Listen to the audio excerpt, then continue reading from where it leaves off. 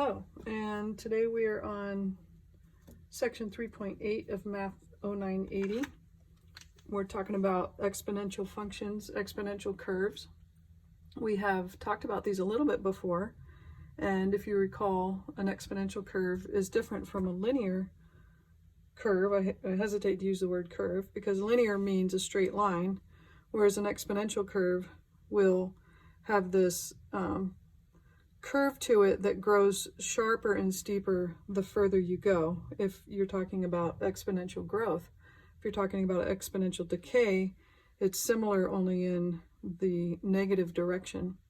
So I want to direct you to the first question on the homework, and it says which of the equations y equals 5 times x, y equals x over 5, y equals x to the fifth, or y equals 5 to the x power best represents the data values given in the following table. Now, something to keep in mind, that none of these are going to work out exactly. They're just trying to see which of these fits this pattern the best.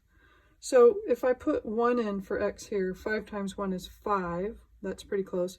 5 times 2 is 10. Well, this is pretty far off. 5 times 3 is 15. This is really far off. So it's not going to be that one. For this one, if I put a 1 in for x, I'd have 1 over 5, which is 0.2. That's not anywhere close to 4.51. 2 over 5 is 0.4. Again, I'm very far away, so it's not that one. This one is x to the fifth power, so if I put a 1 in, 1 to the fifth power is 1. That's not very close. 2 to the fifth power is 32. Well, I mean, I guess that's kind of close, but not really. 3 to the fifth power, I don't even know off the top of my head, is, let's see, 243. So that's really not following that pattern either. And then finally we have this one. 5 to the 1 power is 5. Well, that's pretty close. 5 to the 2 power is 25. That's pretty close. 5 to the 3 power is 125. So that's following along the best. 5 to the 4th power is 625. So we're pretty close with these numbers. So the answer would be this one, and of course that's the answer because we are in the section of exponential functions, right? And so what defines it as being exponential is the fact that the variable x is what's up in the power. It is the exponent. All right, let's move on to question number 2, which says use the graph of population growth in a large city shown to the right. Determine if the data in this graph show linear or exponential growth. So it curves, so that's not going to be linear, so that will be exponential. And then part B says, look at the graph. How long does it take for the population to double? So you'll notice that the population is on the y-axis here. So it has like a 1, 2, 3, whatever. And it starts off at 1. So to double, you would go up to the 2 and then see where that falls here, okay? So mine happens to fall, it crosses at 2 between 1920 and 1930. So if my 1920 was here and my 1930 was here, mine falls right in between there. But they say round up to the next decade. So I would go up to 1930, so that's 3 decades. My answer would be 3. Okay, so I just want to orient you a little bit on how to look at that picture. So question 3 is very similar. Just keep in mind they always want you to round up to the nearest minute, not to the closest minute, but to the next highest minute. Okay, so that's another one where you're just going to read that graph.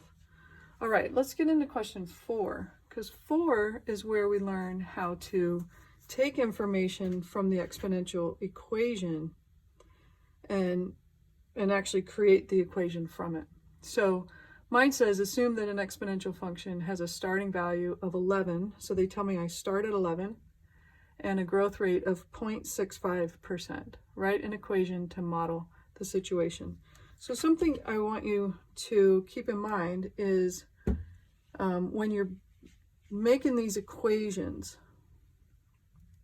for growth, we will always add 1. And I'll explain this as we're doing it. And then decay, we are going to subtract 1. Okay. All right, so this is my generic equation, a times b to the x. And this is how it goes. The a is always my start point. So in this question, I can already begin by saying that's going to be 11. All right, then my b, I can't multiply these together because the b is raised to a power, and order of operations would have me deal with the power first before I can multiply those. So you're going to want to put b in parentheses because you will not multiply it by the 11.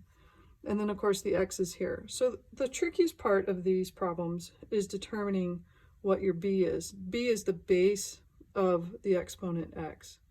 So this is where we throw this add thing in here. Now, my question had this as a percent, and I think it's a little confusing because we think of 0.65 as already being converted, but in this case it's not, right? It's a percent. So to convert it, I would move that decimal 2 places to the left. So that is the equivalent decimal. And then what I'm going to do is I'm going to add 1. So I would put that out front. So 1.0065 to the x power, and that would be my answer.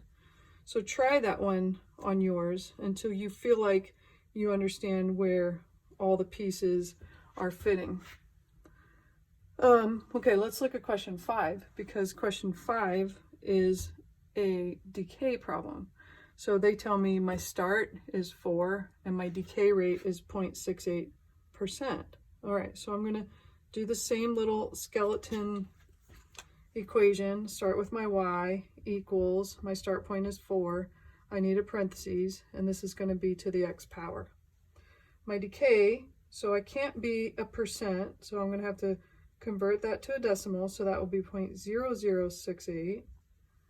Okay, and then, and actually what I should say up here is subtract from 1.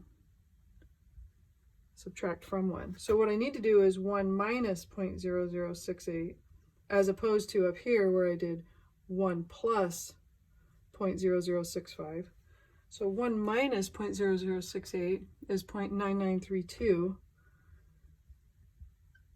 and that's what goes in there. 1 minus 0.0068 gave me the 0.9932. So you should get to where you can look at these equations and identify that this is decay because it's smaller than 1. So each time it's going to be multiplied by a number less than 1, making the next answer smaller and smaller and smaller, which is why it will decrease, or else it will go down that way, either way. So it's decreasing. This one, because there's a 1 in front, is going to be growing, so it's going to be increasing. Okay, so what I want to do then are questions 6 and 9, and then I want to just talk about the last part of 10.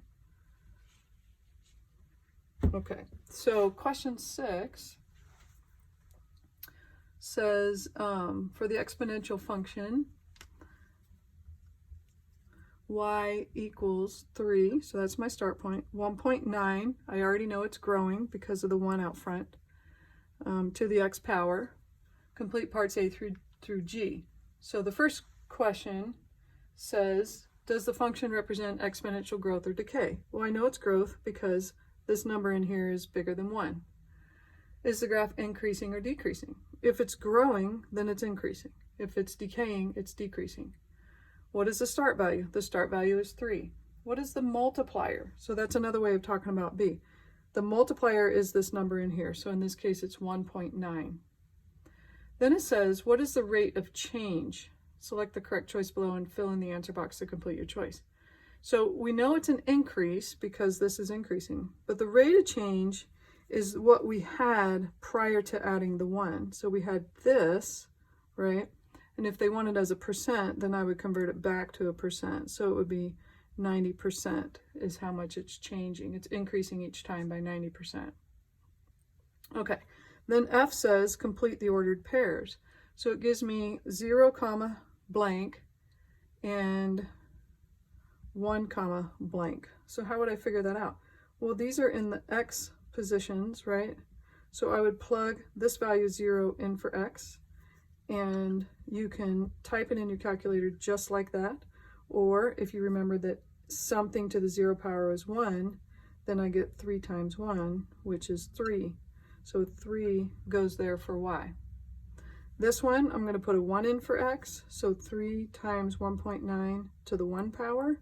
1.9 to the 1 power is just 1.9. So 3 times 1.9 gives me 5.7. So that would be my answer for that one. Okay, then they want you to choose a graph. Well, I know mine is growing, right? So I can already eliminate anything that's going down.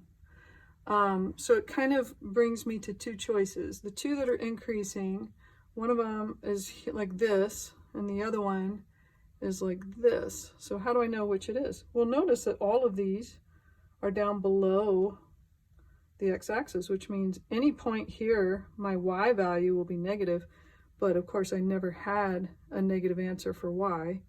So all of these answers are negative for y because they're below the x-axis. So it's got to be this one. All right, I'm going to move along to question number 9. And I just want to get you